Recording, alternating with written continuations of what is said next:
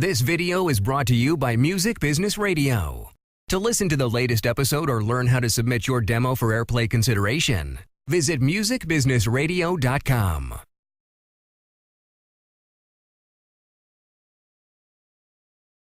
Hey, it's David Hooper from Music Business Radio. I was speaking recently at a seminar with Bob Baker, and he reminded me of a presentation I had done 3 or 4 years ago. One of the bands I'd worked with, and one of them I have not, and I'll let you figure out which one that is. But I was bringing up the parallels between the two, which is something that most people wouldn't consider, and something that I think will help your marketing. What I was talking about is how successful musicians have a niche. They say that if you try to please everybody, you'll please nobody.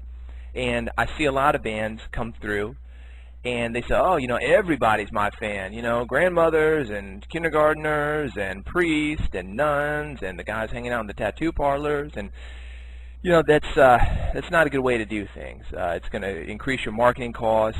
And like I said, if you're trying to go for everybody, you're going to please nobody. It's better for you to niche things out and really, really, really be great to the people that you're trying to go for, rather than just be kind of all over the map. I always use an example of like Michael Moore and Rush Limbaugh. Now, if you like one, you probably hate the other. And if you like the other, you probably hate the first one. So, you know, there's still a lot of people that are interested in Michael Moore, and there are a lot of people that are interested in Rush Limbaugh. You don't have to try to go for everybody and get like a huge piece of the pie. The worst thing, if you've ever listened to our show, Music Business Radio, and you can do that at musicbusinessradio.com, the worst thing when we review demos at the end is if they're just kind of in the middle. People remember the bad, and people remember the good, but if it's just kind of in the middle, nothing's going to happen for you. So on with the presentation. This one is, these are just some old slides, so forgive, like, you can see the markups and things in them. This is not a polished presentation here by any means, but it's important, and I want to talk to you about it. So case study number 1. There's a band called Lords of Acid, and this is a band you may or may not be familiar with. Here's one of their album covers, and they have songs which include The Crab Louse, She and Mrs. Jones, Young Boys, Dirty Willie, and Drink My Honey. This was their second album in the U.S., had lots of club play, but you can't get on the radio with this stuff. It's very sexually charged. It's the kind of stuff that just drives the FCC absolutely nuts. So the promotion that we worked on for them included adult bookstores, strip clubs, tattoo parlors, body piercing parlors. I mean, you know, look at the imagery here on the art here. Yeah, it's that kind of band, and it works really, really well in that kind of situation. I mean, people get really, really excited about that when you're in like a sexually charged environment, like a strip club. They're like, oh, you know, they need to have that kind of music. They don't want like Rafi, or they don't want, you know, David Hasselhoff or something. They want something that's kind of adding to the image. And we're doing stuff like a strip club record signing, girls dancing to the record. It was a lot of fun if you're into that kind of stuff. So let's take a look at the back end of what those guys did. Membership websites.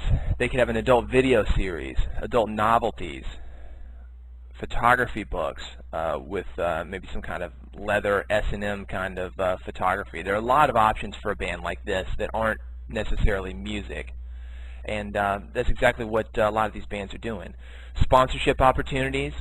Doc Johnson, look it up. Mr. S. Leather, look it up. Larry Flint owns Hustler and a lot of other things like that.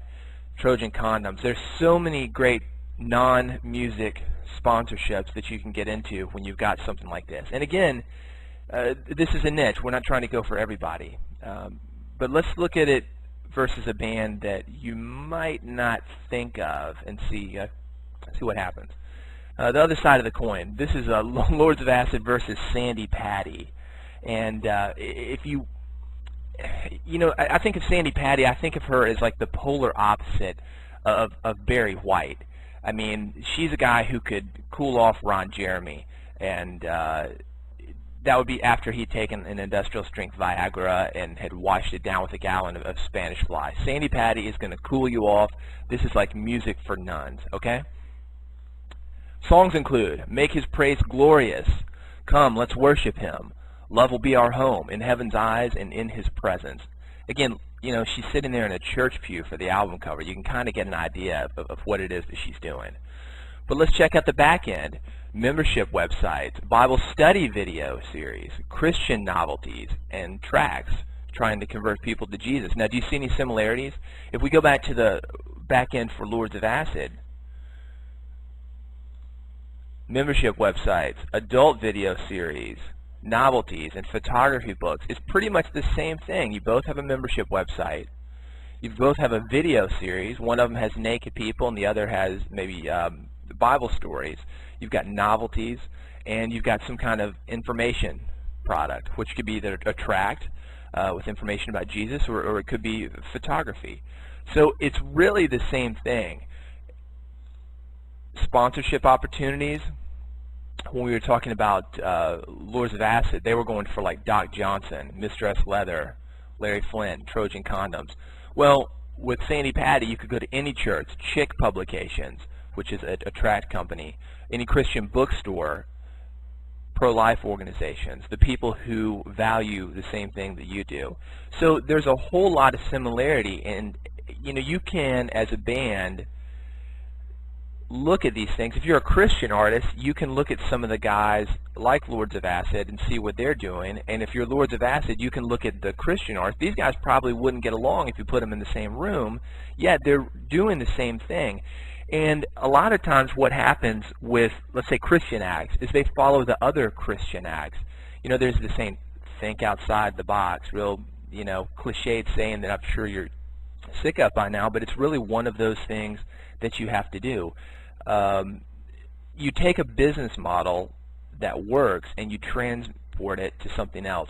A great example of that is the automotive factory. We all know Henry Ford. This is the man who brought the modern assembly line to automotive factories. They used to make these things like the same guy would do the wheels, the chassis, the engine. He put it in an assembly line format, and he got that from a slaughterhouse. Federal Express is the same way, as a packaging service, and if you know how that works, you could be on the other side of the coast. They bring it back to a central location, sort everything, and then shoot it out. It's kind of like a hub for airlines. And they got that idea from banks. You know, what banks would do is they'll take it back to a central clearinghouse and then send everything out after it's sorted.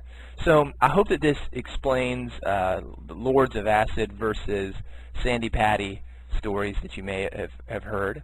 And I hope that you can get some ideas on how you can promote your band by looking at others that you may think have absolutely nothing to do with you. Hope to see you online soon, and I hope that you'll check me out on musicbusinessradio.com.